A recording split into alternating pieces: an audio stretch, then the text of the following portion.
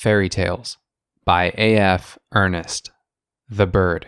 A sharp breath cut through the musty air, followed by the coughs and sputters of a neglected vocal tract. It hadn't been used in a week. At least a week. Maybe more, maybe less. It had experienced enough weeks without talking to know what a week could feel like, even without a clock.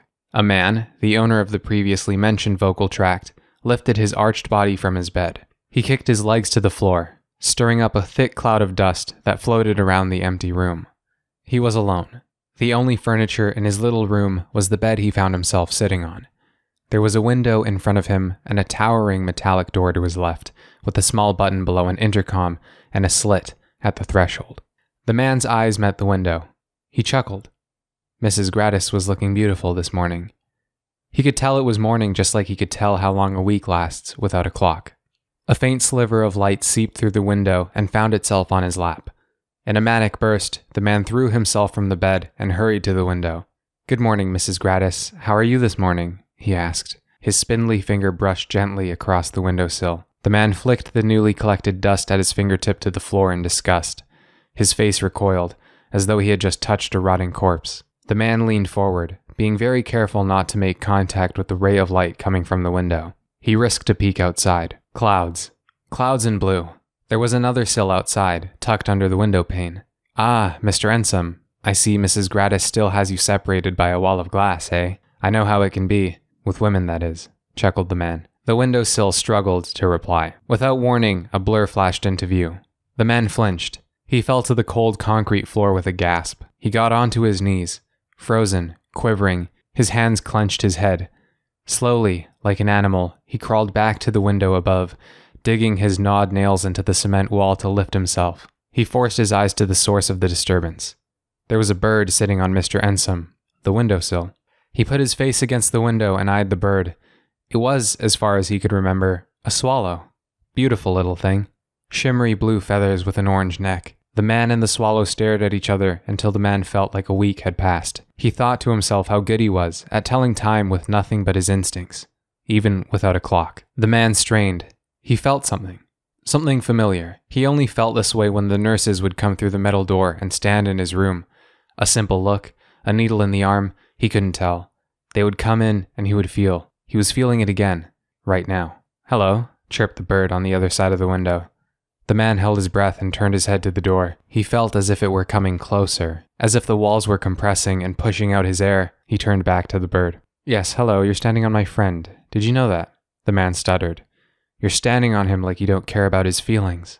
"Oh, you mean this windowsill?" the bird exclaimed. "Yes, he's my friend too. It's always nice to take a break from flying now and then, especially considering how high up we are." "Birds don't talk," the man whispered. "Oh, sorry, I didn't know. I just thought it would be nice to have a conversation. I see you looking out this window every day when I fly around," said the bird. The man thought for a moment.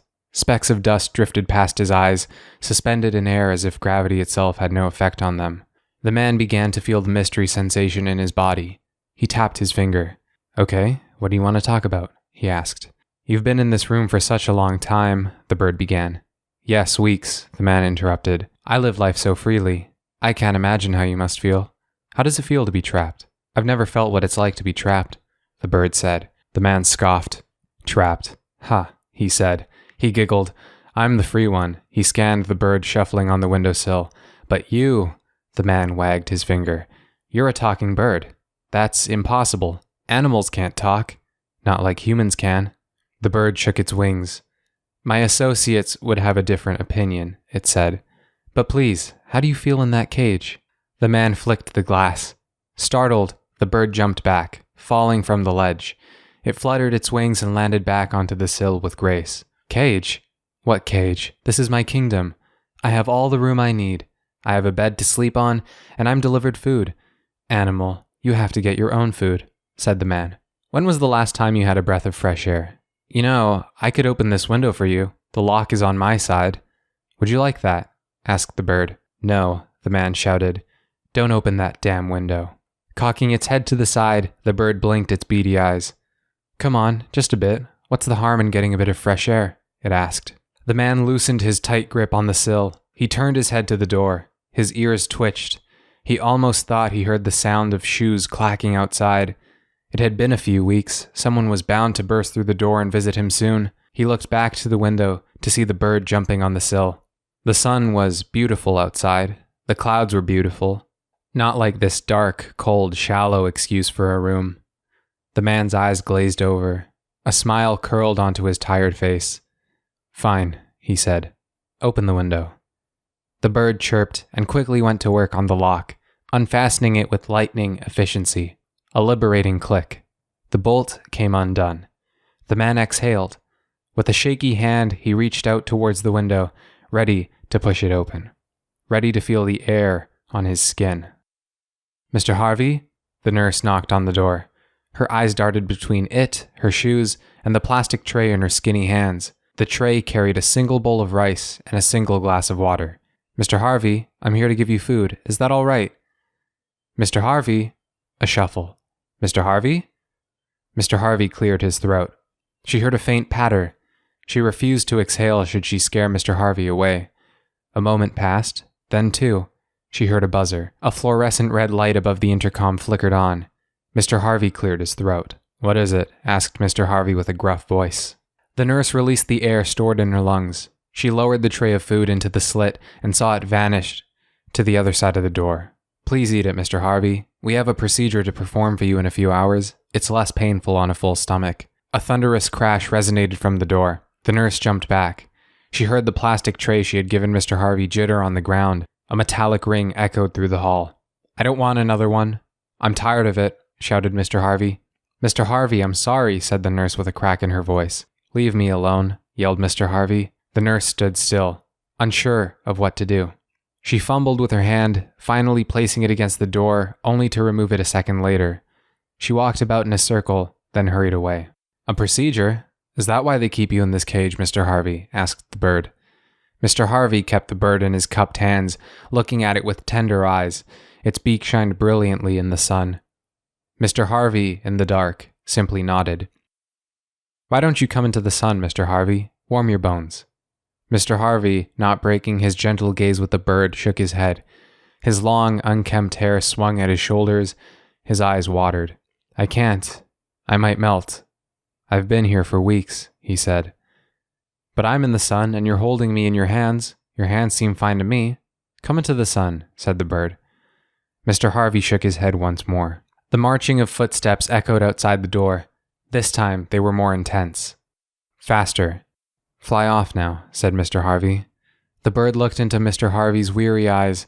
It gave him a final whistle, then took off through the window, leaving Mr. Harvey's hands in the warm embrace of the light. A knock on the door. "Mr. Harvey, we're coming in, me and the doctors," said the nurse from earlier. A doctor dressed in a flowing white coat hastily swiped a card across a slot beside the door. After a beep and a light, the group of nurses and doctors barged through. They prepared their needles, expecting some kind of resistance. Mr. Harvey, sitting calmly on his bed, staring at the mess of rice on the floor, simply outstretched his right arm. It was littered with small bruises and needle holes, red marks and scratches.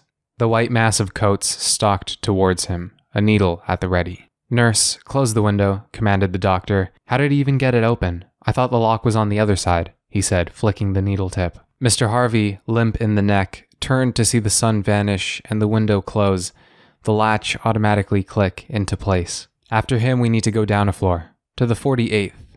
There's another one acting up, rambling about talking animals or whatever." "Hey," said another, "be careful with him." Mr. Harvey felt the jolt of the mystery sensation, looked to his arm, saw the white coat push on the syringe. His eyelids drooped. Mr. Harvey felt the weight of sleep pull him deep into his bed. Another week. Most likely another week. Mr. Harvey closed his eyes. The pharmacist. The door opened and a gust of fresh air pulled into the room. A bell rang with nothing more than a twinkle. Caught by the pale moonlight, it glimmered, an extra star in the twilight of the night. Limping, a man emerged from the doorway and made his way towards the desk tucked at the back of the pharmacy. Harsh light from the fluorescent overhead lamps threw his shadow into rows of stacked products between the aisle shelves. A young woman dressed in a pharmacist's coat was sitting at the wooden desk. She had a freckled face, straight black hair, and deep brown eyes. She glanced up from the mountain of textbooks her face was buried in to see the limping man approaching her. His face was obscured. "Need any help, sir?" the young woman asked. A few heavy steps later, the man reached the desk. His head was tilted towards the ground and covered by a curved baseball cap. "What's your name?" asked the man.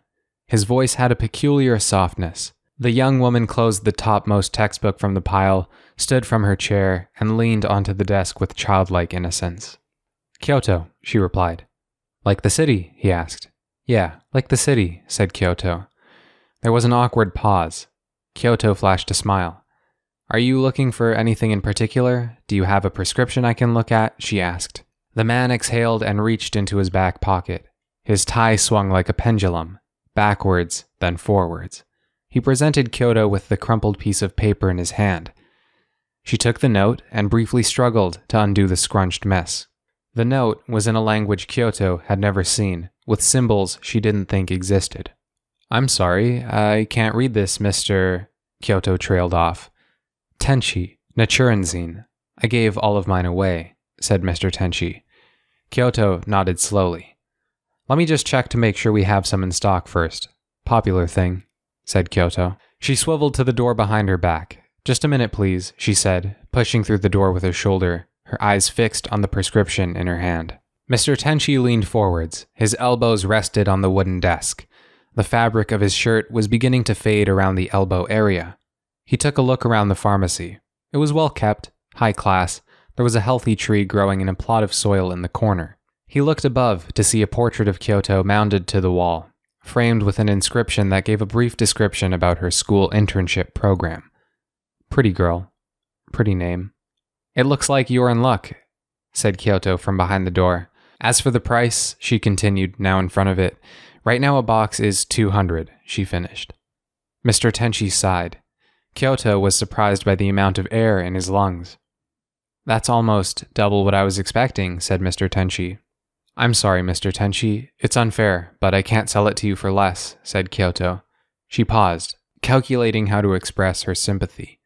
She placed her hand on the desk and moved closer to Mr. Tenchi, ready to speak. He lifted his head and revealed his face. His mouth stretched nearly from ear to ear. His teeth were sharp and pointed. His eyes were black, lifeless. Kyoto's pupils dilated. She felt her legs tremble. She darted her gaze over Mr. Tenchi's shoulder and clenched her jaw, trying desperately to stay polite. "If you still have enough, I can gladly write you up, Mr. Tenchi," Kyoto stammered. Mr. Tenchi focused on her. "Look at me," said Mr. Tenchi softly. Kyoto's gaze moved to his other shoulder, then to his tie, then fumbled slowly upward to meet his eyes. "It's just how I look. Relax. I won't hurt you." "You're curious, aren't you?" he asked. Kyoto remained still. "I'm sick. They call it spiritual corruption, whatever that means. I need that medicine," Mr. Tenchi gestured with his head towards the small white box in Kyoto's hands. "Or it gets worse," he said. "Worse," Kyoto said. "Worse. I already look like a monster, I know," chuckled Mr. Tenchi. Kyoto gave an airy giggle, although she couldn't tell if it was genuine or nervous. She closed her eyes tightly, composed herself, then opened them. "Have you been like this your whole life?" asked Kyoto. Mr. Tenchi nodded. Kyoto frowned. She sighed. "How much do you have?" she asked. Mr. Tenchi reached into his pockets and pulled out a wad of bills totaling $150. Clicking her tongue, Kyoto reached into her pocket and got her wallet. She sifted through the bills cradled by the fading leather and counted $50, leaving her wallet almost empty. She handed the money to Mr. Tenchi, who gave a wide grin in return. Kyoto's eyes widened. Mr. Tenchi handed the bills back to her, and Kyoto ran it through the cash register. He took the white box into his hands and gave the lid a caress. The receipt printed slowly. Each line of text took an eternity to be transferred onto the paper passing through the machine, humming away on the desk. Kyoto tapped a finger. Mr. Tenchi simply stared and smiled. The machine beeped. The receipt was done. A silence fell over the shop. The two stood like statues. "You're aware of all the side effects, how to take the medication, that kind of stuff?" asked Kyoto. "Yes," said Mr. Tenchi. "Itching eyes, talking animals, muscle weakness, that kind of stuff." Mr. Tenchi ravaged through the box, then, at a turtle's pace, lifted a single vial from its padding. He brought it up to his black eye. He watched it writhe and twist like thick honey with its own mind. He smiled. "You've been very kind to me," said Mr. Tenchi. Kyoto gave a shallow bow and a sheepish smile. "My pleasure," said Kyoto. "I want to make it up to you," said Mr. Tenchi. He placed the vial carefully into the box. "If you could wish for anything, what would it be?" "I haven't given it much thought lately, to be honest," replied Kyoto. The sprinklers by the tree clicked on. Kyoto and Mr. Tenchi listened to the sound of water being misted into the air and exchanged awkward smiles. "Don't lie to me. Everyone has something they think about, something to wish for," said Mr. Tenchi. Kyoto looked to the floor. "It's not something material," she said. "So there is something?" asked Mr. Tenchi. Kyoto nodded. Mr. Tenchi gave a nod, then turned away, slowly limping towards the exit. "Consider it done." The door brushed open. The bell rang. Kyoto lifted her head from the textbook it was resting on. There was a page stuck to her cheek. She brushed it off in a hazy stupor. Kyoto could make out the silhouette of a four-legged animal coming towards her. "Damn it, how did you even get in here?" she cried, rushing towards the dog. With each new stride, the dog printed a new muddy mark on the floor. It sat, watching Kyoto intently as she came towards it. Kyoto stopped just before the dog. She dropped to her knee. "You know I have to clean all of this up, right?" said Kyoto. "Sorry," replied the dog. Kyoto blinked. She was speechless. The dog licked its dark coat. "About the mess, that is. I'm here to deliver a message," it said. Kyoto only stared. "Mr. Tenchi would like to remind you that you still have a wish to make," it said. Scoffing, Kyoto crossed her legs and ran her hand through her hair. She wiped her eyes with her palms, dragging them like anchors down her cheeks. "He forgot to mention there's a caveat," said the dog. "Of course," said Kyoto, rolling her eyes. "If you help Mr. Tenchi because you wanted to help, go on and make your wish. If you helped Mr. Tenchi because of some other reason, be careful. Your wish might not end up as you expect it to," said the dog. Kyoto pursed her lips. She thought about the night she was having, being careful to remember every detail. She hadn't ingested any of the medication she gave to Mr. Tenchi by accident. She hadn't taken a single drop in her life. She was tired, but she had a good sleep the night before. The metronomic chirping of crickets outside crept into the pharmacy. Tree leaves rustled as a breeze blew past them. Air flowed through them like water sifting through stones in a river. "How do I make my wish?" asked Kyoto. "Are you sure you want to?" replied the dog. "I don't know," said Kyoto. She stood with a sigh and made her way to the closet where she found a mop and a bucket filled with soapy solution. "Excuse me, I don't want anyone to slip on the mud you brought in," she said, pointing to the dog. Each stroke of the mop left a smear of mud and soap that bubbled on the floor. The mop moved in circles, a clockwise motion, retracing covered ground over and over. It danced in front of Kyoto's unfocused vision. Eventually, there was a faint shine of the floor's original cleanliness. Kyoto found herself looking at her reflection. "That was considerate of you," said the dog, its tail wagging melodically with the cricket chirps. "Make sure you clean up what I leave on my way out." With a final wag of the tail, the dog slipped through the door. The bell rang for the final time. Kyoto wiped her forehead with the back of her hand, stopping to listen to the twinkle of the bell. She wondered when she would hear it again. She wondered how long it would take to encounter another person. She looked out the window of her pharmacy, taking in the vast rolling hills and rivers surrounding her in every direction. They were never ending.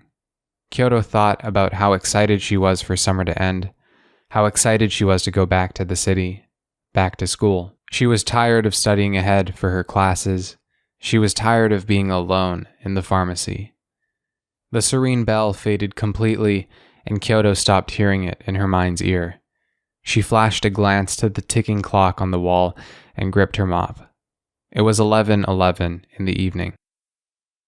The Dreamer. The woman reached into the white box that sat on her bedside table. Making sure to be gentle, she grabbed something smooth, a vial. Her hand carried it past her brown hair, past her upturned nose, into the view of her olive eye. The lamp dimmed. A gentle hue of umber trickled onto the wall behind her. Her other hand, covered in shadow, moved back towards the box. The air was the web her fingers crawled on. She retrieved a slip of paper from the box. She put the vial onto her lap and brought the paper to her mouth. She licked it. She pinched the paper by the edge and stuck it onto the vial. The paper dissolved into the glass, and an ink number appeared moments later. The woman noted the number. She unscrewed the lid of the vial, which could function as a dropper. The fluid inside the vial moved like molasses, slowly swashing against each and every part of its container as though sentient. The woman squeezed the top of the dropper, then loosened her grip. A small dosage of fluid traveled up the glass tube connected to the dropper lid. The fluid began to glow as she brought the dropper to her mouth. 1 drop. Only 1. That was the number in ink. Her bed was comfortable. Soft pillows, soft blanket, soft mattress. It engulfed her. She looked to her bedside table. The oak wood made her feel calm. The light went out. The woman lay in the darkness and counted sheep until she fell asleep. The woman peeled her eyes open as if peeling the skin off of an orange. She sat up. Her mattress felt grainy. It almost felt like she was sleeping on dirt, some kind of wet forest soil. She jumped up. She was sleeping on wet forest soil. Frantically, she began wiping wood chips from her cotton pajamas. After flicking off the last chip from her body, she scanned her surroundings. The comforting amber of her room was replaced by a pale green. The walls were replaced by stretching seas of trees. The still air was replaced with a soft breeze. She wasn't cold. A whisper slithered into her ear. "Who's there?" asked the woman. She looked between each tree trunk. "Say sorry," a voice replied. The woman continued to feverishly comb the trees with her eyes. "For what?" the woman asked. "You know what, Danielle," the voice said. Danielle heard a chittering somewhere around her. She looked to her feet. There was a squirrel running around her in circles. "No, I don't," said Danielle. Having spotted a clearing, she took a step over the squirrel. Her foot landed on a patch of moss. It felt like the softest rug imaginable. She lifted her second leg. The patch of moss buckled under the weight of her foot. A blink. She fell through. Her foot, now in a casual sneaker, was caught by a red brick road. Danielle was fully clothed. She had her favorite blue coat on. The road was covered by a thin layer of hazy water. Danielle felt as if she was walking on a lake. Up the brick road sat a manor, inviting and innocent. Danielle decided that was where she would go. "Apologize," said the voice. Danielle hurried her pace. Ripples of water emanated from her feet. "I don't know you. I don't know what you want. Leave me alone," she said. Her pace turned to a jog. Her steps splashed. She felt her feet getting wet. In between each reverberating splash, she heard scratches. Danielle turned her head. The squirrel, with its red coat of fur and beady eyes, had followed her. She paid no attention. "Danielle, just say sorry. It's so easy," said the voice. It was close. Danielle ended her jog abruptly. She turned her head once more. The squirrel stopped too. They gave each other a look. Danielle came to a realization. "Oh," said Danielle. "Say sorry," the squirrel said. "For what?" asked Danielle. "You know what," it said. It nodded its head towards the manor. Danielle raised her brows. The squirrel gave a blank look. The expression slowly faded from Danielle's face. She cleared her throat and turned to the manor with a pivot on her heel. The manor was steps away. She began to walk. "I don't know you," she said, moving past the manor gates. Danielle stepped into the yard. Gravel crunched under her shoes. Lamps lined the trail to the door. It was grand, painted the color of warm redwood. Danielle shuffled up the doorsteps. She didn't bother to knock. She pushed through the doors and stepped into the manor. Once engulfed in the manor's darkness, the sun and the clouds outside vanished, leaving only pitch black.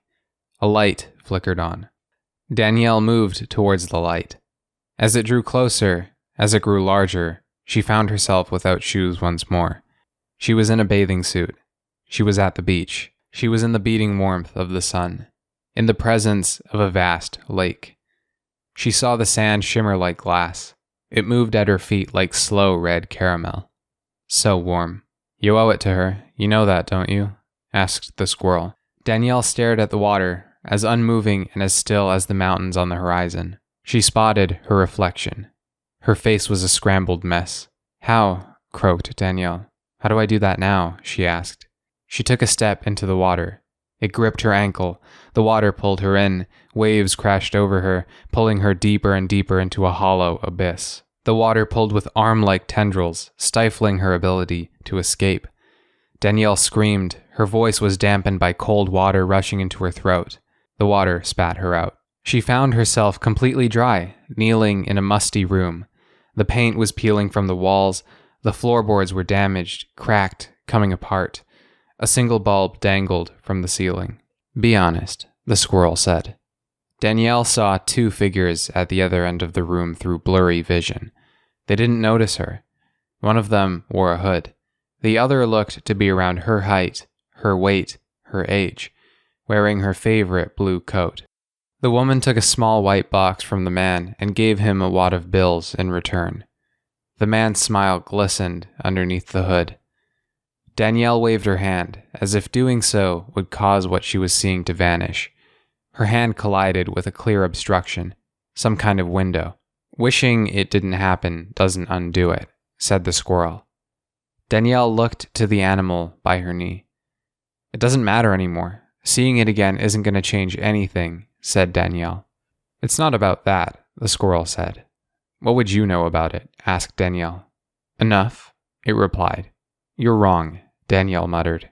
She brushed her hair out of the way. Her sight blurred again. She blinked. She was at the beach. Her knees sank into the red sand. "She's quite pretty," said the squirrel. Danielle shot her head upwards, frantically searching for herself on the other side of the window border. She spotted herself near the water. Her double was standing beside another young woman, probably her age, maybe a year younger. Blonde hair, blue eyes. "Please," she turned her head to the squirrel. "Apologize," said the squirrel. Its voice was cold. "I'm sorry," said Danielle. Her eyes were red, itchy. "Don't apologize to me," said the squirrel. Danielle forced her head back to her double and the young woman. She reached out with her hand, resting it on the obstruction. She saw the two laugh together, talk. It was torturous. Tears began to well in Danielle's eyes. She could hardly see. Everything became obscured by the water beneath her pupils. She shut her eyes. Danielle opened them. She was in the manor. She was in a room. She saw her double and the girl sitting on a couch, watching something on the television. "Apologize," the squirrel said. Danielle only opened her mouth. She couldn't muster up any sound. There was nothing she could do but watch. She watched as her double pulled the white box she had traded for earlier out of her pocket. She watched as her double showed it to the girl on the couch beside her, raise her eyebrows and laugh. She watched as the girl said something, then checked to make sure they were alone. "Apologize," the squirrel said. Danielle choked out a whisper. She watched as her double and the girl took a dose from the vial inside the box. Too much. Too big a dose. That was far too much. Too much. "Apologize." Danielle began. The carpet at her knees was wet, filling with water that was rising from the floor. The maroon patterning began to stain. She watched as the two people went limp, their hands gently slip off the couch. She watched, knowing one of them wouldn't wake up. "Apologize." The forest, the pale light. Danielle stood, horrified. "Apologize." "I'm sorry," she yelled. Her voice echoed through the stilted trees and through the lonely glades. Her double couldn't hear her cry. It was too busy dragging the slack body of the blonde girl over the forest floor. Danielle clenched her jaw. She watched as her double threw the girl into a ravine. A thud echoed through the forest. Each echo felt like the scorn of 1,000 needles boring further than deep into her heart. "I'm sorry. I'm so sorry," Danielle trailed off. The squirrel walked through the window border, leaving Danielle kneeling on the forest floor alone. Danielle lay still in her bed. The detective. "Inspector?" The crunching of dried leaves under a boot filled the air between the trees. "Inspector?" No answer. Muted light coursed through the canopy, bleaching everything in a hazy green. A woman dipped underneath a strand of plastic police tape suspended by the trees it was tied to. She brushed past a figure dressed in a full bodysuit and nodded. Spotting who she had been looking for, she stopped just before a man squatting at the bottom of a ravine. She ran a hand through her maroon hair. She gave him a tap on the shoulder. He swiveled his head. "Oh," he said. "Hello, Miss Olive." He stood from his squat. His knees cracked. "You didn't hear that," said the man. Miss Olive raised her eyebrows. The detective reached into a pouch on his vest beside his walkie-talkie and retrieved a notebook. He grabbed a pencil wedged behind his ear and scribbled something. "Who's this?" asked Miss Olive, pointing skittishly to a body lying in the ravine.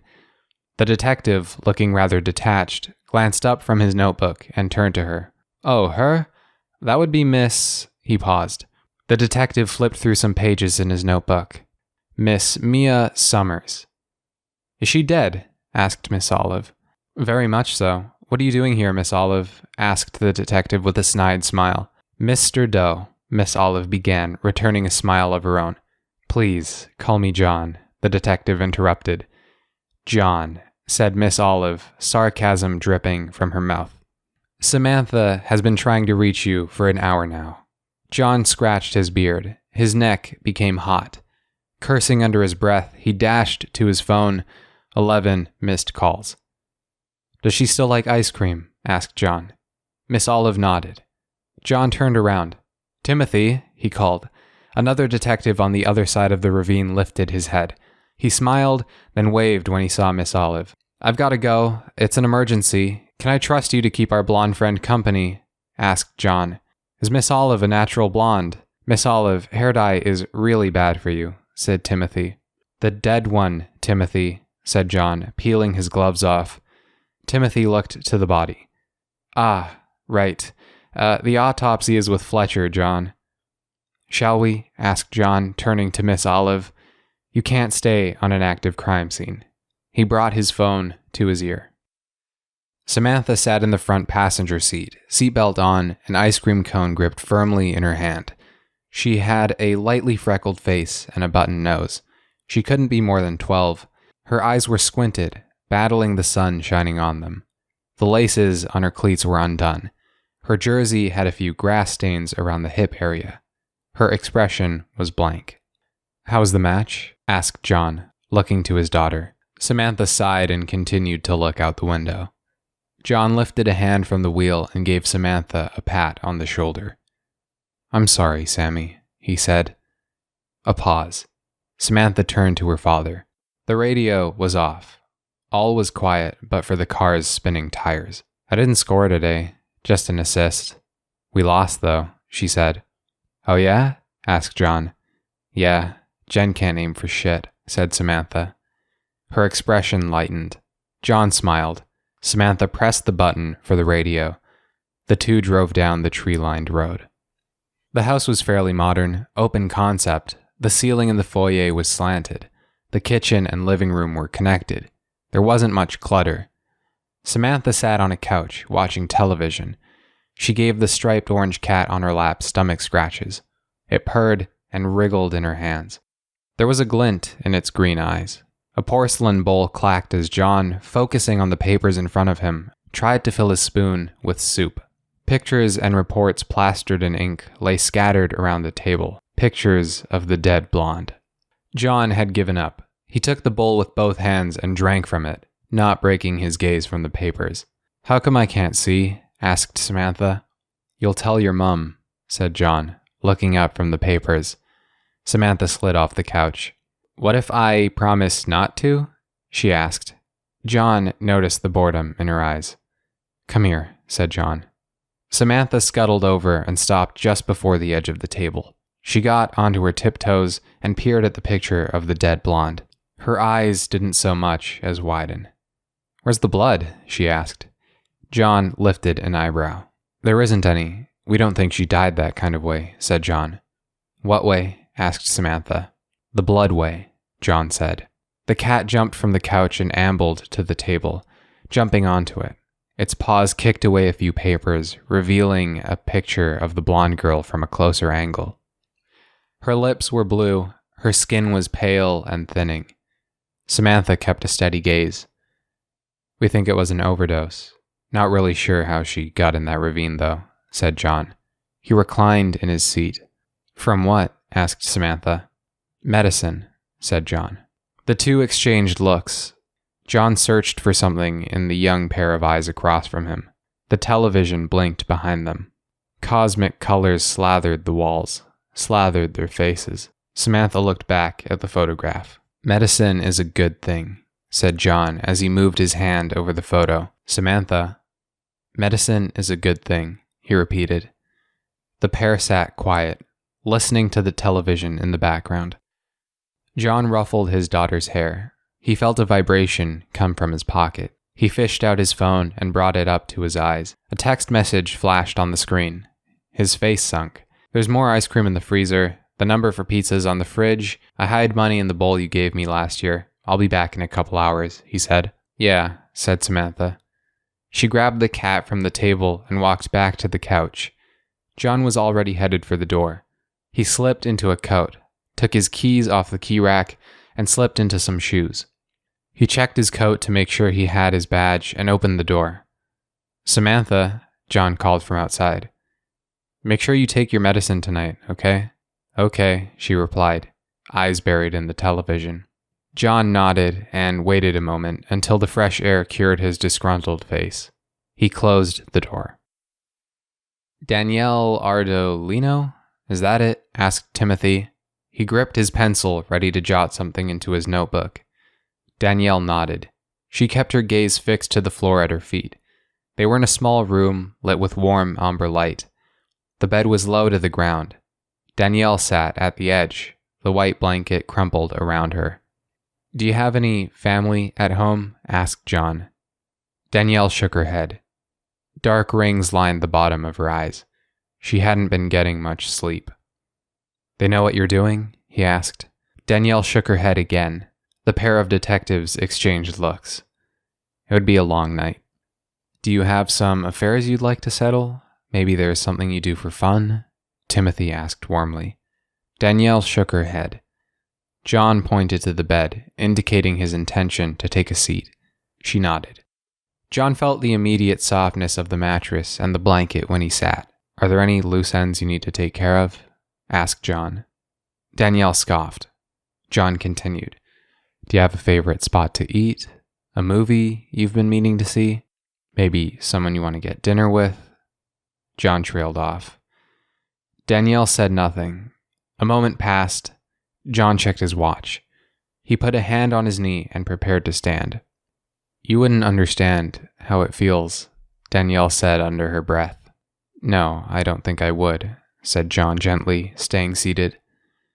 "You wouldn't get why we did it," whispered Danielle. Timothy scribbled something in his notebook. John gave him a look. Timothy put his pencil in his pocket. "It's like you're filling the whatever-shaped hole," she said. "What do you mean?" John asked. "It's different for everyone," said Danielle. "Naturenzein?" asked John.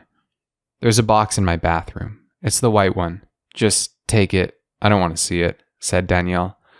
John was unsure what to do. "Take it, please," said Danielle.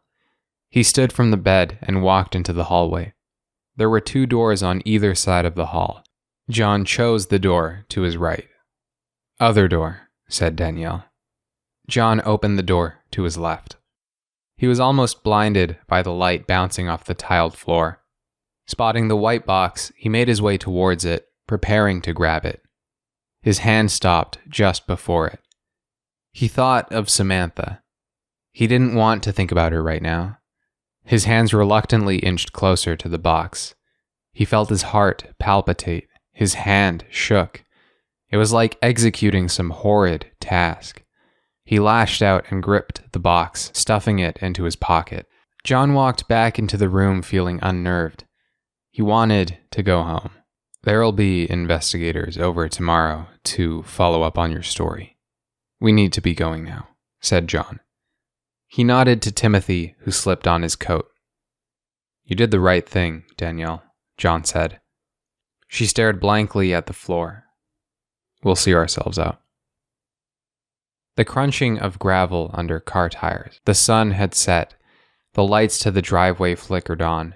John stepped out of his car, closed the door, and made his way to the house. He opened the door and stepped into the house to see flickers of light coming from the television, wrapping around Samantha's sleeping body. The cat watched him walk in. John made his way to the couch, treading lightly, careful not to wake his daughter. On the floor beside her was a white box, just like the one in his pocket. He picked it up, gave Samantha a pat on the head, turned off the television, and went upstairs. John opened the medicine cabinet. The hinges squeaked. He put Samantha's medicine on a glass shelf. He gently closed the cabinet, afraid that the squeaking would wake his daughter. He slipped his hand into his pocket to retrieve Danielle's box. He opened the lid and pinched the vial between his fingers. He brought it to his darkened eyes. He watched the clear fluid swirl in the vial for a few minutes. He put the medicine back into the box and put the box on the vanity. He pushed the medicine out of his mind. He thought about getting a blanket for his daughter. The intermission. Spotlights covered the floor in light. They flickered, sputtered, buzzed. They died, leaving darkness in their wake. Pink floor lights began to shine through the darkened space. A shoe stepped over one of them, a duffel bag following briefly after. "What are you gonna do?" asked a timid voice. The shoes stopped. The duffel bag dropped to the ground, stirring up a wave of dust visible only in the pink light. The shoes made their way to the voice. A child curled against a wall. Her hands were wrapped around her knees. Her shield. She was fidgety.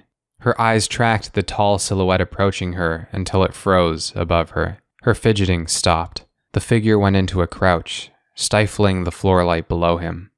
The silhouette's long coat draped over its back. "What?" asked the stranger. The voice was masculine, confident, maybe even comforting. The girl brought her knees closer to her chest. Her bangs fell into her eyes, obscuring her view of the man's face. "What are you gonna do?" she asked again. The man made no movement, no attempt at speech. After a moment, he dug into his coat's inner pocket. There was a crisp rustle. His gloved hand presented the girl with a chocolate bar, unopened, with bright yellow wrapping. She brushed the bangs out of her eyes. The grip on her knees loosened. She looked at the chocolate bar, sitting like treasure on the pedestal of the stranger's hand. She glanced up to the stranger's face. He was wearing a mask. It covered everything except his dark hair. The mask was a blank canvas, a completely white oval except for the two slit-like eyes and a semicircle for a mouth painted in black. "Don't take it," a new voice said from behind the stranger's coat. The stranger twisted his head to see a man huddled against the wall opposite him. "Are you her dad?" the stranger asked. The man shook his head with fright. "Then shut up and let her do what she wants," he said. He turned back to the girl. Her hands were pressed against the floor, covered by the sleeves of her striped sweater. Cautiously, her hand reached for the bar of chocolate. Contact, no smile, acknowledgement. She struggled with the wrapper. The stranger gestured with his hand for the chocolate bar. The girl looked between him and the bar of chocolate. The stranger gestured again, and she handed him the candy. He made a rip in the wrapper, then handed the bar back to the girl. The stranger stood from his crouch. He walked through the pink light towards his duffel bag. He grabbed it by the handle, reached into it with his free hand, and fetched a small rectangular device with string wrapped around its back. With the device in his hand, the stranger took several paces to a cage door near the corner of the room. He rattled the cage. A metallic twang echoed. The stranger fastened the device in his hand to the doorknob. He took a few steps back. "What are you waiting for?" another voice asked. The stranger looked to a desk in the corner of the room. It was covered in potted plants, business cards. A faint blue neon tube in the shape of a question mark was bolted on its front. The woman behind the desk had her hands sprawled onto the counter. A metal tag on her shirt caught the shine of the pink floor light. There was a small boom on the wall several meters to her left, followed by the sound of twisting metal and concrete rubble dripping onto the floor. A few leaflets danced in the air. "Come with me," the stranger pointed at her. She exhaled and her leg began to buckle at the knee. "I'll be gone soon, I promise. Just come with me," he said. The woman stepped around the desk and walked with raised shoulders towards the stranger. Wasting no time, he took her by the arm and led her past several frightened people curled against the walls. Some employees, some customers. The stranger kicked the caged door. The hinges broke from the door frame. Dry wood splintered in a few directions. The door toppled to the floor, letting a rush of cool air carrying a metallic scent blow past the stranger. The white light from the exposed room flooded into the lobby. "Are you all right?" the stranger asked the woman. She nodded. He stepped into the room. The floor and walls were paneled with wood. The stranger brought her to a cabinet coated in steel, stretching from the ground to the ceiling. There was a keypad next to a lock by the handle. The stranger pointed to the keypad. After a moment of confusion, the woman began to tap some numbers. Darting his head out of the room, the stranger checked to make sure everyone in the lobby was accounted for. They were. The woman finished tapping in her code, the lock disengaged, the cabinet opened, and another rush of cold air blew past the pair. Obnoxiously bright light fell onto the stranger's mask. He stared at the contents of the cabinet. It was almost magnificent the way those white boxes sat on the shelves. He reached into the cabinet and pushed row after row of white boxes into his duffel bag. Shelf after shelf, avalanche after avalanche, the stranger's bag filled to the seams with boxes. Leaving the shelves picked clean, he shut the cabinet doors, zipped his bag, and swung it over his shoulder. He tapped the woman on the arm and pointed his hand to the door. The woman stepped over the fallen door and found herself in the lobby. She stood in the floodlight of the doorway, her own personal spotlight. Her pupils dilated. She was temporarily blind to the darkness. The stranger's coat brushed past her and slipped into the darkness of the lobby. In strides, he made his way to the exit. A man leaning against a wall to the stranger's left jumped to his feet. He budged into the stranger's path. The stranger came to a stop. "Excuse me," said the stranger. The man didn't move. His eyes bore into the stranger's mask. His thinning hair was splotched on his forehead, painted in sweat. His deep breaths were uneven. There was a soft whistle every time he took in air through his nose. "You know people need those, don't you?" the man asked, pointing a finger to the duffel bag. The stranger took a moment to look at the man opposing him. He drew a gun from his coat pocket. He pointed it at the man's chest. "Excuse me," the stranger said another time. The man clenched his fists and shook his head. He closed his eyes and whispered something under his breath. "You idiot," said the stranger.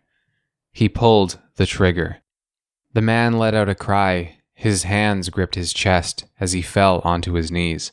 The other people in the room were too frightened to make any noise. Weeping, the balding man searched his chest for an entry wound. There wasn't one. The stranger pulled the trigger again. A stream of water from the gun splashed the man in the face. The water fused with his tears and dripped into his mouth. The stranger turned around to see the stunned faces behind him. He chuckled, then brushed past the man whimpering on his knees, continuing to the door. He undid the lock to the chain around the handles he had tied earlier. It fell to the floor and jangled. Before leaving, the stranger counted the number of people in the room one more time. He whispered to himself as his finger bounced from person to person. From the duffel bag, he took the same number of white boxes. "Make these last," said the stranger. He dropped the boxes onto the floor. He reached his hand into the bag one final time, this time grabbing a number of assorted phones. "You can have these back now. Call the police if you'd like," he said. He dropped the phones by the boxes. Lastly, he threw the water gun in his hand to the patch of floor where the girl in the striped sweater was sitting. He pushed through the doors with his back and disappeared into the night. He heard the stampeding of several footsteps and the dialing of several phones.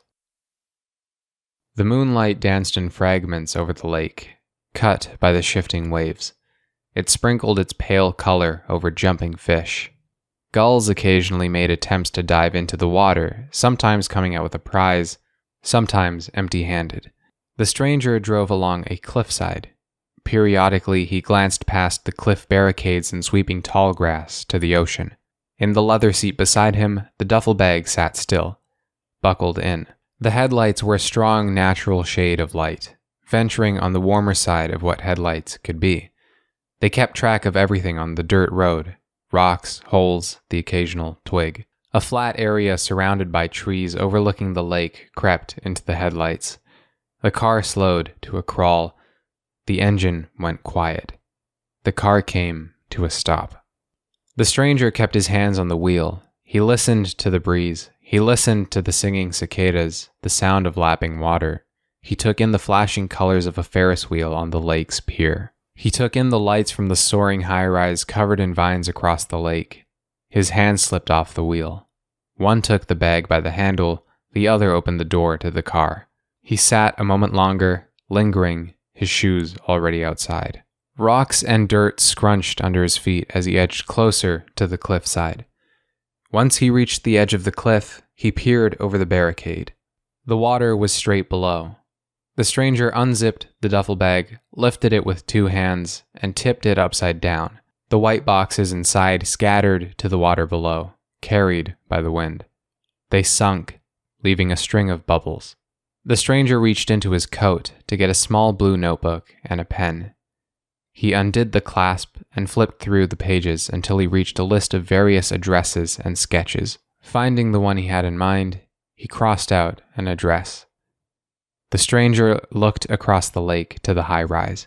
He jotted something down, closed the book, and put it with the pen into his coat pocket. The stranger undid his mask. He held it in his hands. The moonlight made the mask glow in the darkness, its own personal spotlight. The cat. The sun broke through the window shades and conquered the dark. The room was tinted orange. Metal clanked, a kettle whistled, porcelain collisions rumbled in space. Drops from a tap fell into a pool of water in a bowl. Someone called. They left through the door. Frantic footsteps dashed down the stairs, past the living room kitchen, and out the same door. It closed. The key turned in the tumbler. Silence. After another hour or so, the cat on the couch finally opened its green eyes, trading sun-kissed eyelids for the world. It jumped from its resting spot to the floor, arched its back and yawned. It turned its head to the door. It was shut. The cat sat still for a while, reveling in the peace. Then it flicked its tail and stalked towards the stairs. Catching a glimpse of the first step, it broke into a sprint, an orange streak. When it arrived at the staircase, the cat spared no time to pause. It jumped onto the steps. Its claws dug into the wood, leaving faint scratch marks as its hind legs propelled it upward. At the top of the steps, the cat made a sharp turn to the left. There was a window at the opposite end of the room facing it. The window was wide open. The cat dashed towards it, jumping over clothes, textbooks, a stuffed rabbit. It sprung upwards and slipped through the window. The cat momentarily levitated, suspended in the air as if it were a marionette. Then it began to fall. It landed onto a knotted tree branch. The cat's paws absorbed the shock. Some leaves shook loose from the branch. Spotting a patch of grass under the tree, the cat leapt down. It planted its feet on the dewy ground. The cat continued on its way, not sparing a look to the house behind it. It walked past the gravel driveway towards the road. Waves of heat swayed over car hoods and paved brick roads. The traffic was busy. Not a moment went by without the honks of a car horn. Men and women, most in black suits with leather briefcases, walked about aimlessly. Their polished shoes clacked on the paving. The cat pranced between their legs. None paid attention to the orange bolt navigating below them. The cat spotted a fountain in a quiet park. The park was surrounded by paving on all sides. It was a small plot of green space, kept in the shade by white trees with red leaves. Some birds splashed in the fountain in the center of the park, lavishing in the small oasis. Delicate little things. Shimmery blue feathers with orange necks. There was a park bench nearby. The cat focused its sight on one bird in particular, the plumper-looking one. The cat licked its lips and moved towards the fountain, cautiously. It was over in a second. The cat had jumped to the fountain, claimed its prize by the wing, and landed back on the shaded grass. It dropped the bird at its paws. It squealed. "Please," the bird said. It felt its fragile heart flutter in its shining chest. "I just wanted water. Just some water for the heat," it said. The cat lowered its head to the ground so that its slit-like pupils were just across the bird. "Oh, it's hot, isn't it? Water would be lovely, wouldn't it?" the cat asked. "Do you mind if I have some of your water?" The cat didn't wait for an answer. It jumped to the fountain. The other birds had already flown away. The cat lapped some water down its throat. When it finished, it landed on the grass by the bird and licked its lips. "Delicious," the cat smiled. The cat crept closer to the bird, opening its mouth. It lowered its jaw and placed its teeth gently on the bird's skull. Instead of biting, the cat yawned.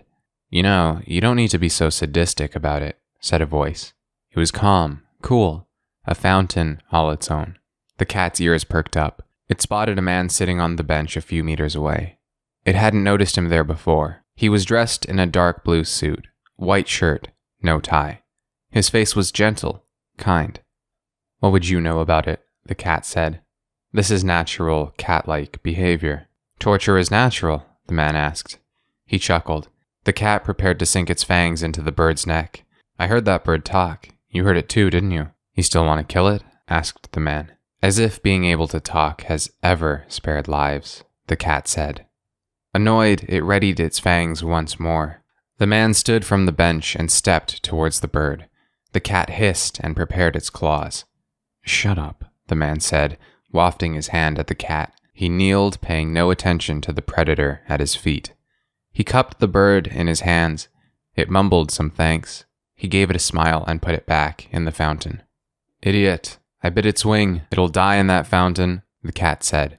The man brushed his leg past its orange coat and took a seat at the bench. Idiot, it died when you felt like indulging in nature, said the man. The cat looked to the ground. Well, it is natural, said the cat. It spoke with a softer tone, maybe with a tint of shame. Of course, the man said. Sadism shouldn't be. The park was tranquil. Not a single car horn could be heard through the thin tree line. Only the swashing water in the fountain made noise. The suited people walking wherever didn't spare a look. The cat watched them wander. It relaxed its face. It slowly began to climb onto the bench. Its hind legs slipped. The man put his hand under the cat's dangling paw and pushed it up. The cat took a seat beside the man. They both stared at the suited people shuffling around. Do you have a name? Asked the man. Whiskers, replied the cat. I'm sorry, said the man. I'm over it, said Whiskers. Beyond their oasis, amidst the crowd, the two caught sight of a pair of figures arguing. They couldn't hear them, but they could see them waving their hands, clinging onto a white box, engaged in a tug of war. All this fuss over a tiny white box and a few little drops, said Whiskers. The man arched an eyebrow. He waggled his foot, giving his loafer a shake. It's a huge success. Everyone loves filling the hole, don't they? He scoffed. Do you know anyone taking it? He asked. One of the fighting figures began to kick the other in the shin. The one being kicked began to scratch at their opponent's face. My owner's daughter, actually, Whiskers replied. Does she know you talk? The man asked. Whiskers shook his head. The man gave his beard a scratch. His face darkened. You know, it's amazing what you can actually get away with now. Here we are. Talking animals are a completely normal occurrence as long as they're a side effect, the man muttered. What about you? Are you on it? You're talking to me, said Whiskers. No, the man replied. He looked ahead. And yet we're having this conversation, said Whiskers. He looked over to the fountain to see the bird, leaning against the edge of the fountain bowl. Its breathing was deep. Its feathers moved with its breath. Would you consider me natural? Asked Whiskers. I'm undecided, the man replied. The pair continued to watch the combatants from their oasis. The fighters had taken matters to the floor. They grappled and rolled around in the dust, throwing punches and clawing at one another. The passers-by simply walked around them. Some even turned their heads to see what was unfolding. None actually stopped to help. The water in the fountain continued to run. A few birds returned. The man and the cat sat in silence and listened to the flowing of the water and the singing of the birds. They might as well have been in a glass box. Do you care about her? Asked the man. My owner's daughter? Asked Whiskers. Yes, the man replied. I do, said Whiskers. If you care enough, you'll find a way to get her off it, the man said.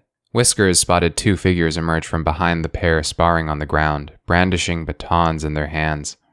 They had white shirts, green arm patches, and walkie-talkies strapped to their belts. It does her well, you know. The medicine, Whiskers said. It's not evil. It's just medicine. Yeah, said the man. Just medicine.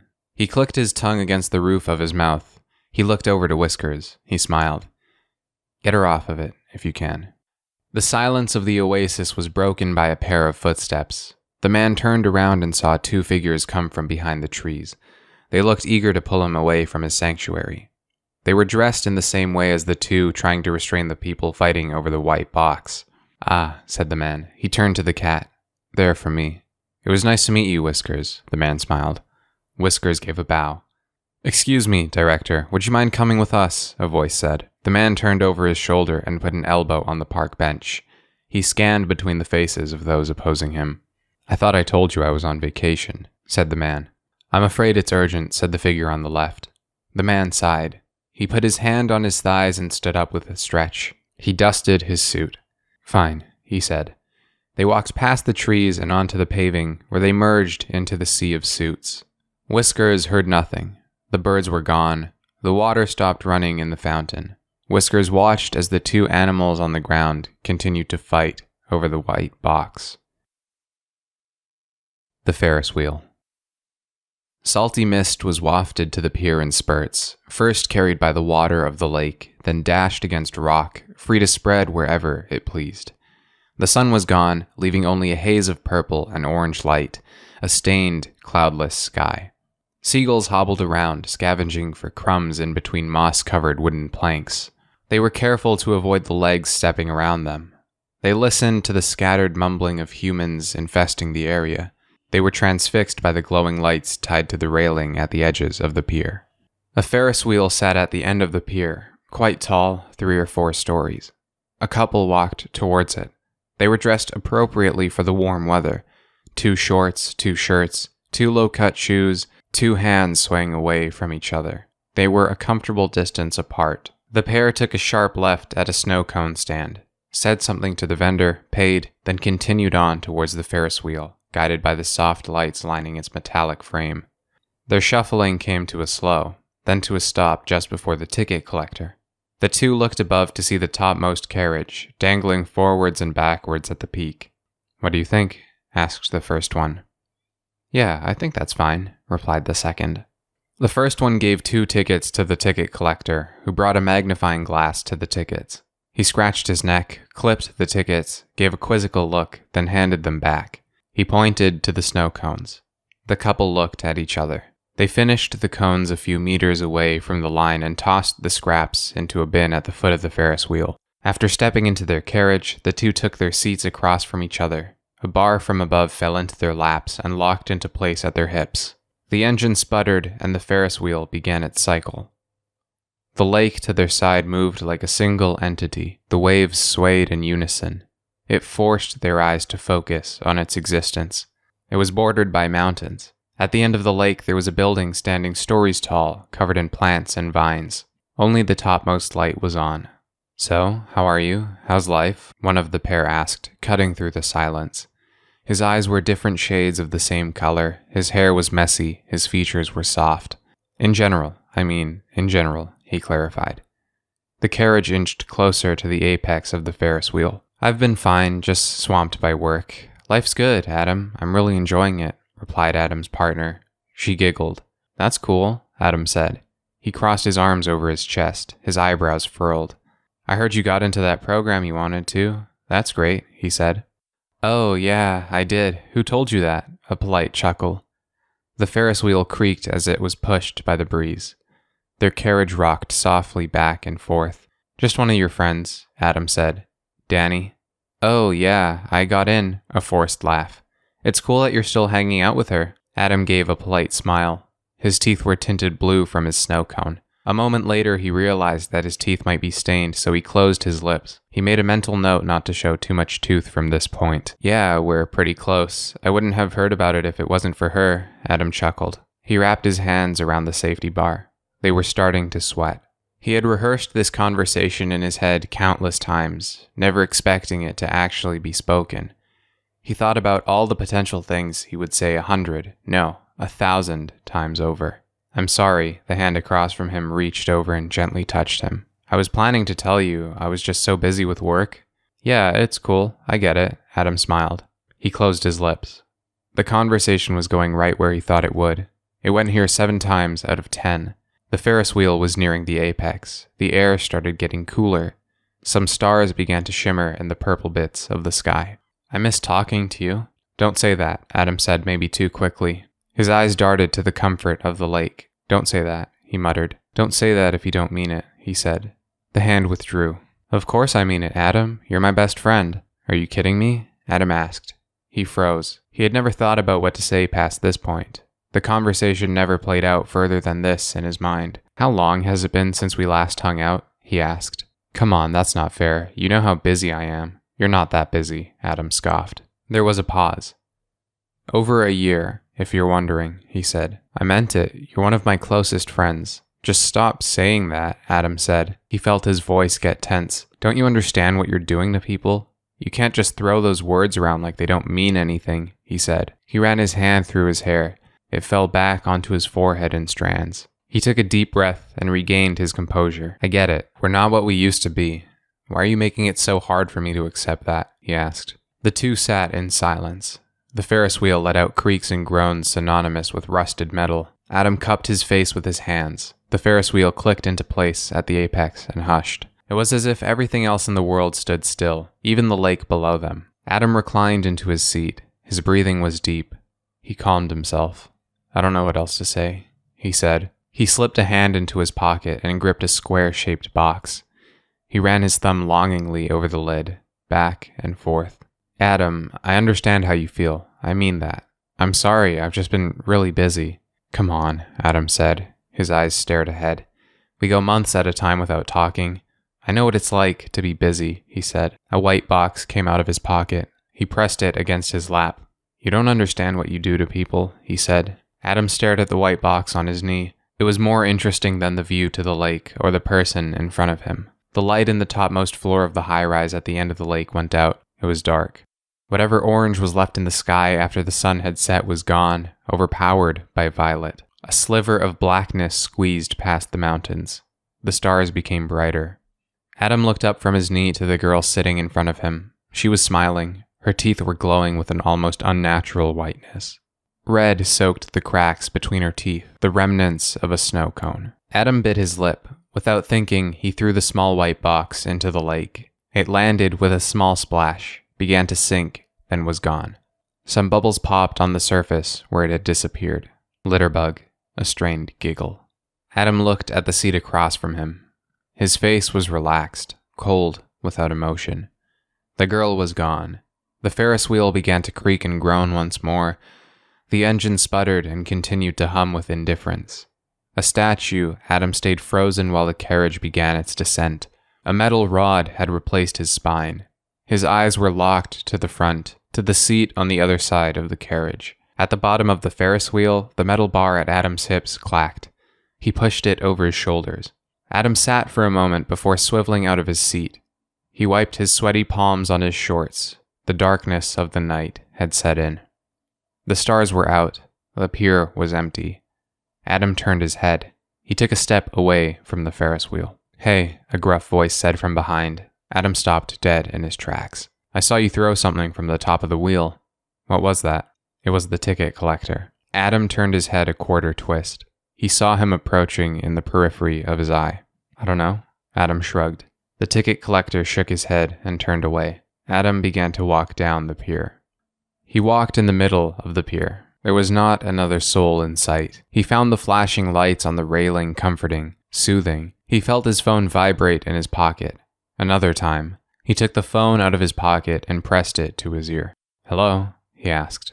Hello? He asked again. Hey, Adam, the voice on the line laughed. What are you up to right now? Not much, Adam said, reaching the end of the pier. He stopped at a wooden staircase draped in moss. It led to the beach. I was just at the pier. What about you? He asked. He stepped onto the staircase. It rasped. I just got off work, the voice chuckled. I was wondering if you wanted to do something this weekend? It's been a while, the voice continued. Adam continued down the steps without hurry, drawn to the waves rolling in the sand. Yeah, sure, let's do it, he said absent-mindedly. Okay, great, we'll work out the details a bit later then. Yeah, sure, whatever you say, Adam finished. He ended the call and slipped his phone into his pocket. He stepped onto the beach. His shoes sunk into the sandy curves. The lake was moving how it had always moved.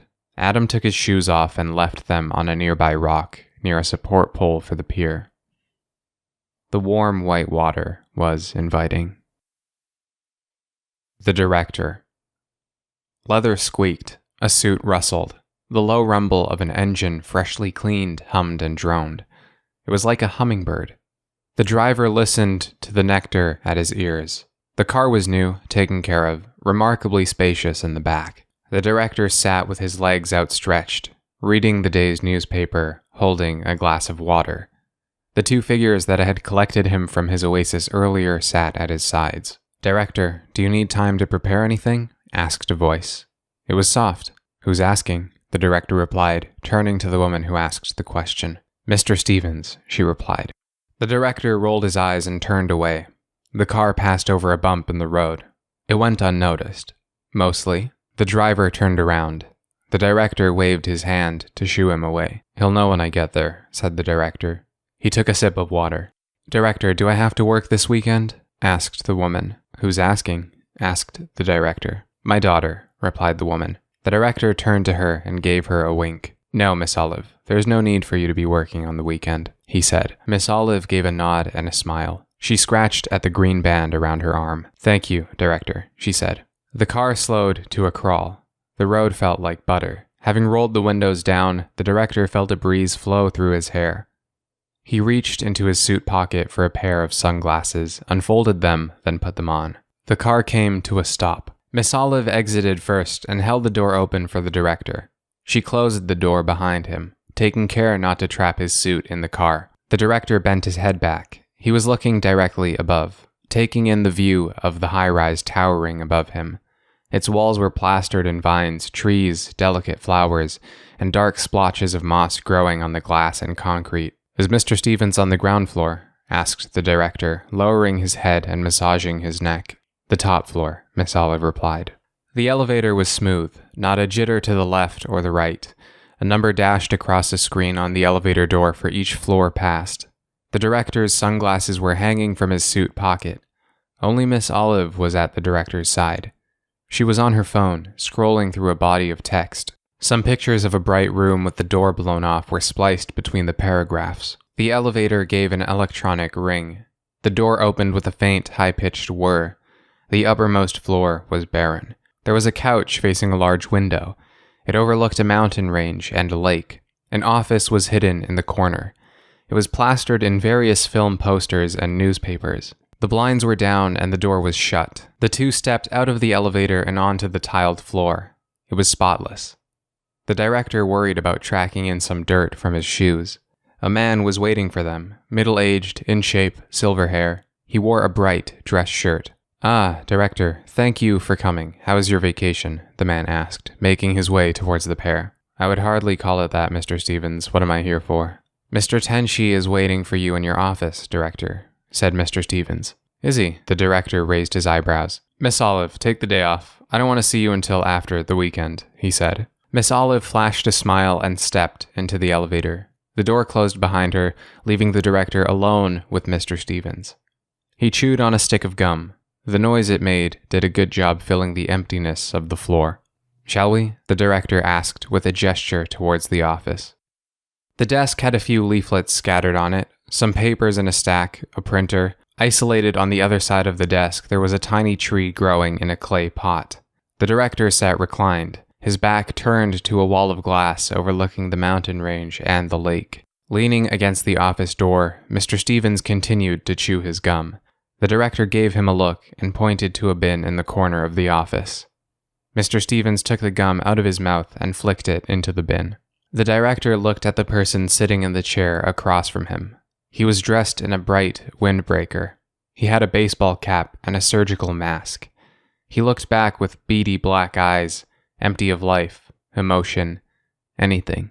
"You've done well for yourself," said Mr. Tenshi. "And you're still in the chair in front of me, Mr. Tenshi. That time of the year again? Come to make another culling?" the director asked. "I prefer to call it a contract," said Mr. Tenshi. He lowered his surgical mask, revealing his toothy grin below. The director swiveled in his chair, turning to the window behind him. A bird flew past, then spotting some food below began to dive. "Not interested in asking me how I've been?" asked the director. He darted his gaze between the mountains and the lake. The sun danced on the waves. "How have you been?" asked Mr. Tenshi. "I was just on vacation, actually," said the director. He kept his steady gaze on the twinkling lake. "How was that?" asked Mr. Tenshi. "You ruined it," the director said with a smile. He turned back to Mr. Tenshi. "Mr. Stevens, leave the room, please," the director said. Mr. Stevens turned around, opened the door, and left the room, closing the door behind him. There was a brief moment of silence, followed by the whirring of the elevator. Mr. Tenshi smiled. 100, said the director. No, said Mr. Tenshi. We had a deal. Don't lowball me. I don't care. I'm tired of this, said the director. Mr. Tenshi stood from his chair and gave a chuckle that made the hair on the director's neck stand as if possessed. But Mr. Director, Mr. Tenshi mocked with a childish tone. What about sacrifice? He asked. He skulked over to the director. He gripped him by the shoulder and forcefully turned him towards the window. 1111, said Mr. Tenshi. No, said the director. Mr. Director, Mr. Tenshi said. His voice soured. A clicking noise came from the back of his throat. He licked his teeth. I would have assumed you would stick to your word, said Mr. Tenshi. Partner. Like brushing off a leaf, the director flicked Mr. Tenshi from his shoulder. I don't remember putting that on paper, said the director. He paused, focused on the lake outside. It was beautiful. It had always seemed beautiful to him, but especially so in this moment. The moment passed. The director cleared his throat. To hell with it. I'm ready. Oh, said Mr. Tenshi. He laughed. You really are a man of sacrifice. What do you say? Asked the director. There was a pause. The director reached into his pocket and grabbed something. He stepped forwards. He raised his stretched arm and used the window as a backdrop to view what he was holding. It was a butterfly carved from maple. He took a moment to admire it. The craftsmanship was terrible. It might as well have been made by a child. The director put it onto his desk next to the tree. What do you say to mine? He asked. Mr. Tenshi grinned. I think that sounds lovely, said Mr. Tenshi. He reached for the butterfly on the desk. Don't touch that, snapped the director. Mr. Tenshi's hand stopped dead in its track.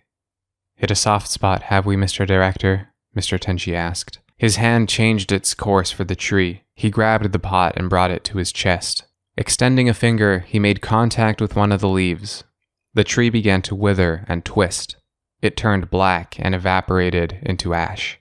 It gave off the noise of wood crackling under the heat of a fire. And I can trust you to keep your word, Mr. Tenshi, asked the director, focusing on the wooden butterfly. Mr. Tenshi almost looked offended. Of course, Mr. Director. I'll even put it on paper, he said, holding the empty pot in his hand. He touched the soil. A new tree began to grow.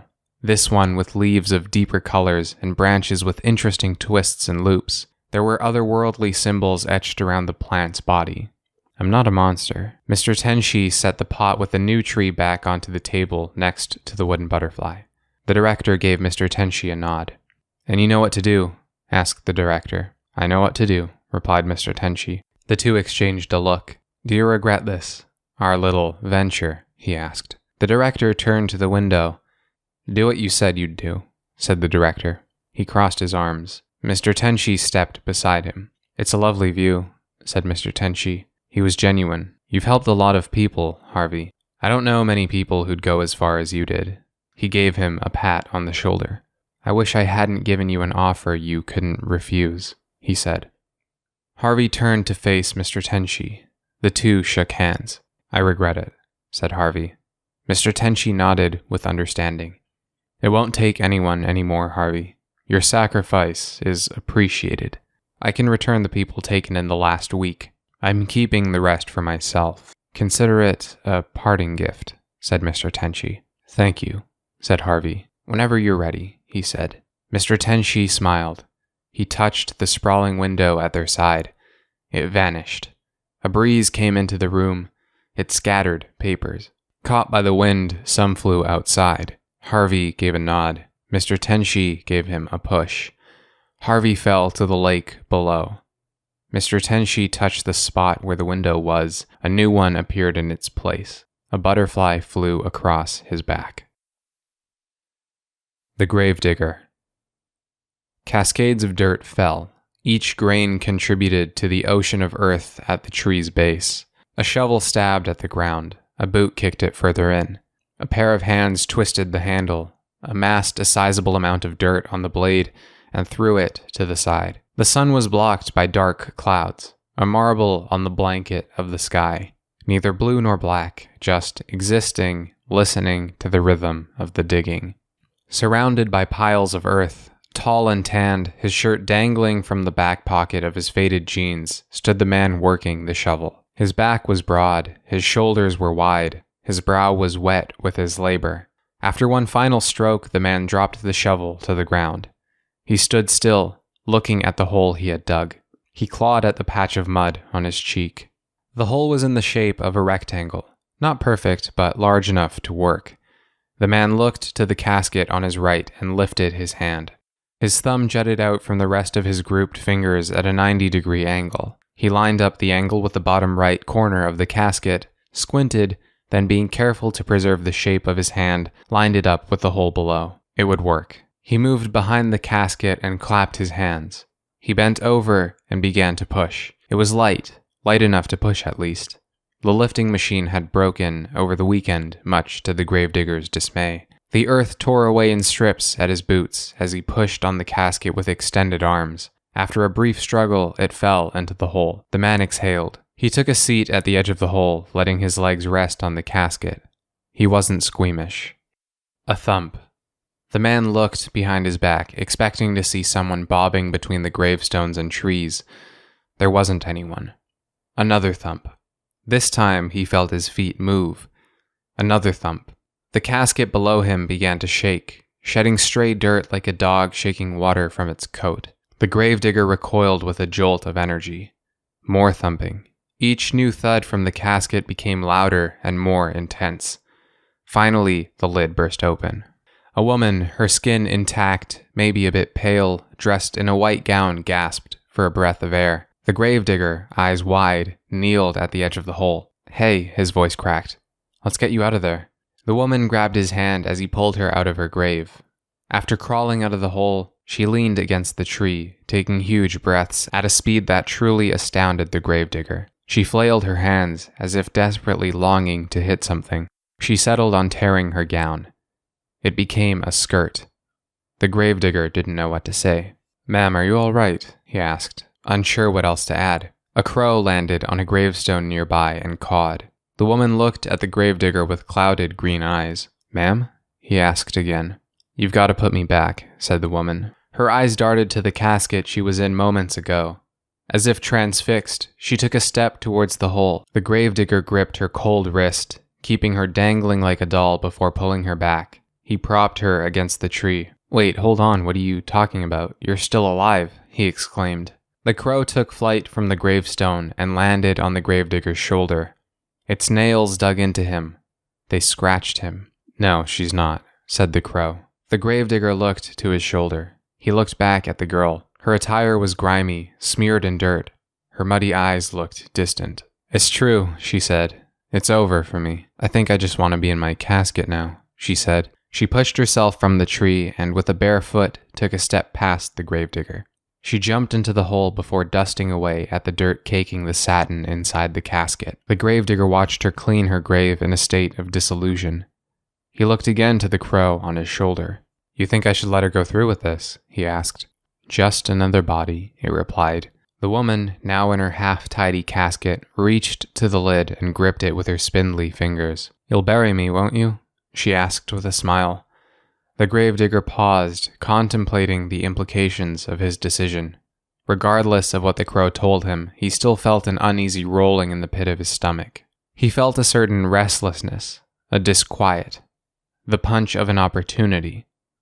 "What did you see?" he asked, ignoring her. "What?" she asked. "When you died, what did you see?" the gravedigger asked. The woman smiled. "The most beautiful thing. It was so clear, so warm, flowing like sweet molasses. It was glowing. I felt like I had everything I wanted and everything I didn't know I wanted," she explained. The gravedigger paused. He reflected on what the woman told him. He pursed his lips and looked to his shovel, then back to the woman. He reached for the shovel with his calloused hand. The crow flew from his shoulder and landed on a gravestone. One of its feathers came undone and descended into the casket. The woman struggled to fit the lid of the casket into place, but finally managed. The gravedigger was left standing atop the earth overlooking the hole. He gripped the shovel.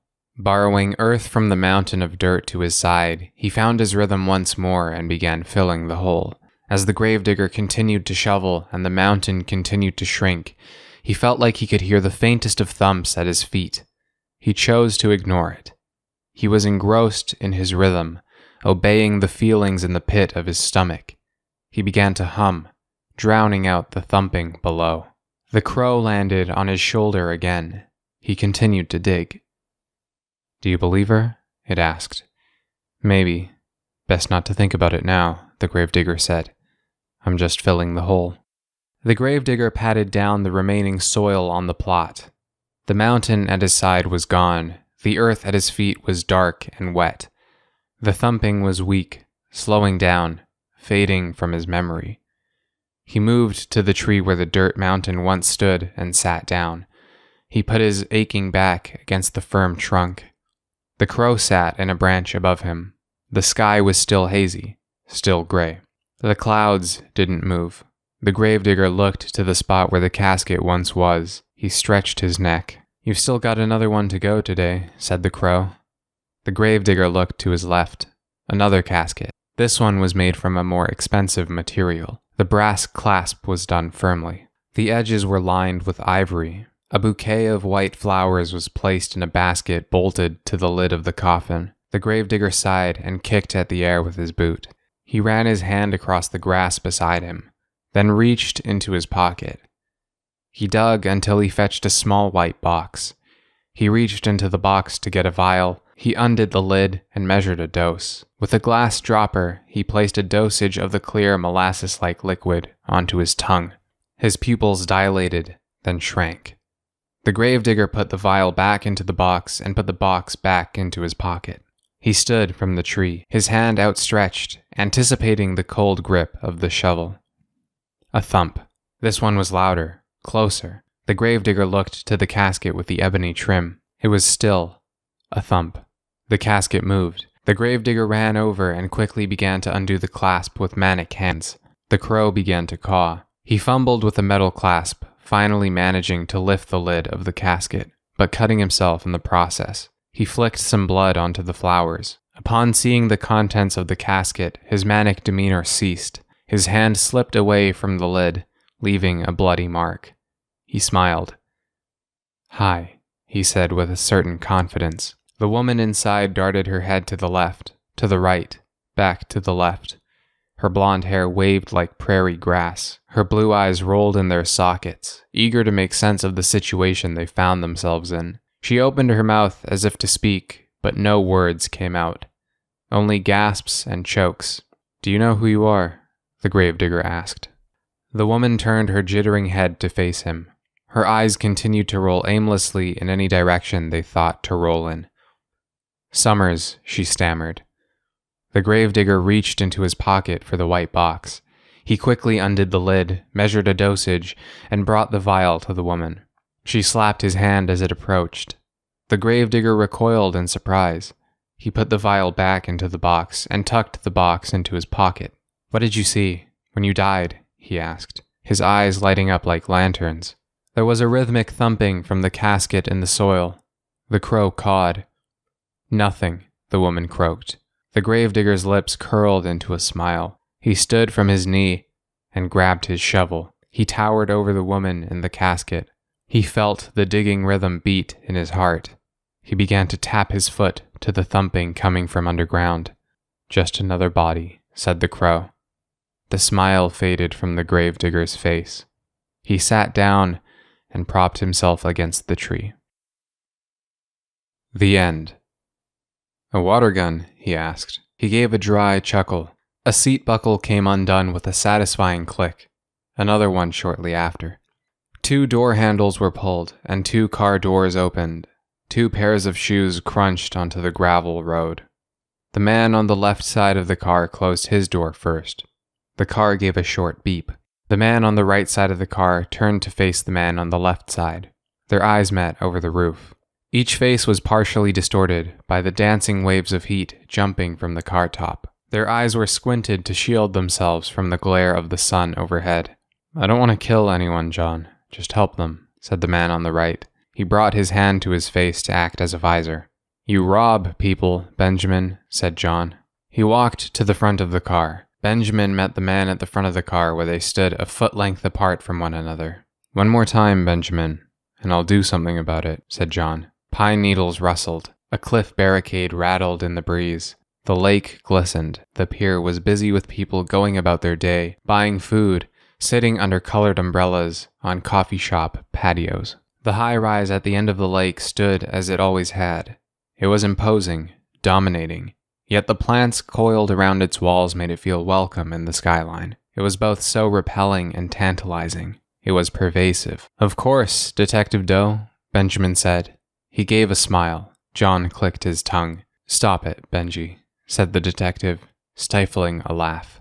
Benjamin just stood still, his eyes burning in the light. He lowered his hand visor and turned his back to John. "What do you say we find a spot in the shade?" he asked. The pair sat atop a wooden picnic table under the shade of a tall pine tree near the edge of the cliff. They had the park to themselves. It was empty, save a few birds chirping somewhere. The wind seemed to settle. Heat waves continued to rise into the air from the earth. Anything they passed through became mirage-like. Benjamin passed John a bottle of water. He took a few big gulps. Some rogue drops slid down his chin and fell onto the dirt below him, stirring up a cloud of dust. John wiped his chin. "I'm having a barbecue tonight. What does your schedule look like?" he asked. "I had some plans this evening," said Benjamin. "It's going to go late into the night. You're welcome to stop by," said John. "I'll give you a ring," said Benjamin, taking the phone out of his pocket. He gave it a shake. "How does that sound?" John handed the bottle of water back to Benjamin, who took a drink for himself. "Sammy will be happy to see you," John said. Benjamin nodded with the bottle in his mouth. He watched it drain as cool water slipped down his throat. "Make sure you bring your niece a present." The sun had set and left a trail of thin clouds suspended in the mellow sky. The last rays of the day's heat had vanished from the earth. The roads, the waters, until everything was finally still. A cool wind came with the night. Little by little, various windows began to shine with white light. For each house Benjamin drove past, a new light flicked on. The horizon facing him was pink and orange. The road behind him was smeared white on account of the street lamps. They turned on after he drove past them. He continued to drive until the high-rise with the plants growing on its walls came into sight. Only the bottom and top floor had their lights on. The rest of the windows were darkened, tinted orange by the sky. Benjamin found a place to park on the street across the building. He shut the engine off and sat in his dim car for a moment. The streetlights had caught up with him. The car bathed in white light. Benjamin opened the glove compartment, and his mask tumbled onto the duffel bag on the seat beside him. He took it in his hands, brushed it, gave the slit-like eyes a look, then fastened it to his face. Benjamin rummaged through the duffel bag, and after finding what he wanted, slipped something into his coat pocket. He stepped out of the car, closing the door behind him. He walked onto the desolate street and paced towards the high rise. A raccoon from a nearby trash bin ran into his path. "Are you sure you want to do this?" the raccoon asked. Benjamin stepped over it, not breaking his stride. "I'm sure," said Benjamin. The doors opened automatically when Benjamin stepped onto the welcoming mat. He went through and found himself in the lobby. His foot landed on a soft rug. It was velvet, a deep burgundy color. Trees grew in plots by the corners of the expansive area. There was a garden in the center of the lobby, with flowers and plants of all kinds. There were edges lined with more trees. Benjamin spotted the welcome desk. There was no one behind it. There was no one around. His shoes clacked on the floor as he made his way to the desk. He vaulted himself over to the other side. Benjamin began to rummage through drawers and ruffle papers. The sound of crumpling pages echoed through the lobby. There was a pause. The final few sounds stifled themselves out. Benjamin found what he was looking for. He spread a sheet of paper out on the desk, then traced a finger around the ink. He made his way to the elevator, dropping the sheet of paper behind him. The elevator dinged. The doors slid open and revealed a couch facing a window overlooking a lake and a mountain range. There wasn't much else on this floor. Benjamin stepped out of the elevator and heard the doors close behind him. Silence. The stillness made him uneasy. He couldn't help himself. "Hello?" Benjamin called out. Not even a whisper. Benjamin took a cautious step to the window, his coat brushed by the couch. The sight of the lake and the mountains was inspiring. He slowly rotated his head, struggling to remove his gaze from the scenery. He saw the office on his side. He liked how it looked. It looked natural, like it belonged to a human. He felt comforted by the film posters and newspapers taped to the walls. Benjamin gave a knock on the door. No reply. He turned the door handle. The door opened itself. The room had no one in it. There was an interesting plant on a desk with bizarre symbols etched into it, and a butterfly carved out of wood beside it. Papers were scattered on the floor. Benjamin turned out of the office and gently closed the door behind his back. His eyes moved from the floor to the wall. A flickering white light coming from around the corner caught his attention. Benjamin found himself drawn towards the light. It grew brighter. It grew clearer. Benjamin turned the corner. His silhouette was struck by light.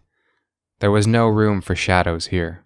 Benjamin stopped dead in his tracks. His arms went slack and dropped to his side. His mask covered his gaping jaw.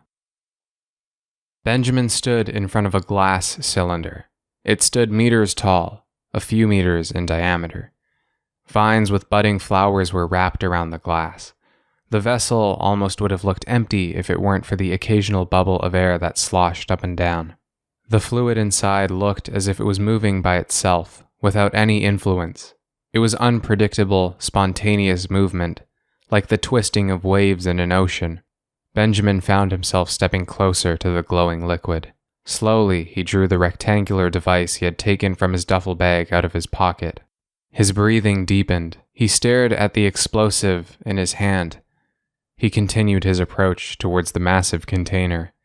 His hand reached towards his mask. He undid the clasp in the back. The mask fell to the floor. The vines around the container constricted. Benjamin squinted. His heart began to race.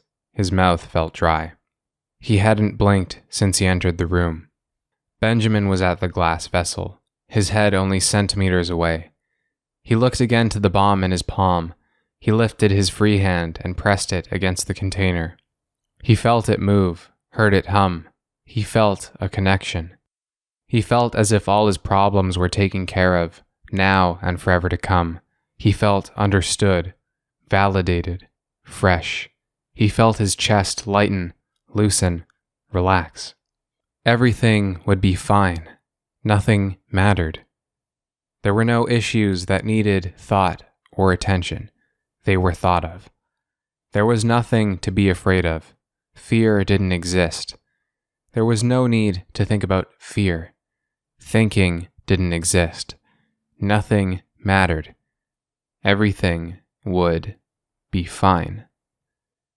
Benjamin's eyes were fixed on the road. His mask was on the seat beside him, nestled on top of his duffel bag. His hands were loose on the steering wheel. His phone was tucked into a cup tray by the handbrake. He checked the hour on the dashboard. He thought he would have enough time to stop by his brother's barbecue. His eyes scanned the sides of the road for any convenience store or gas station. He figured he would need to get Samantha something. He couldn't help but smile.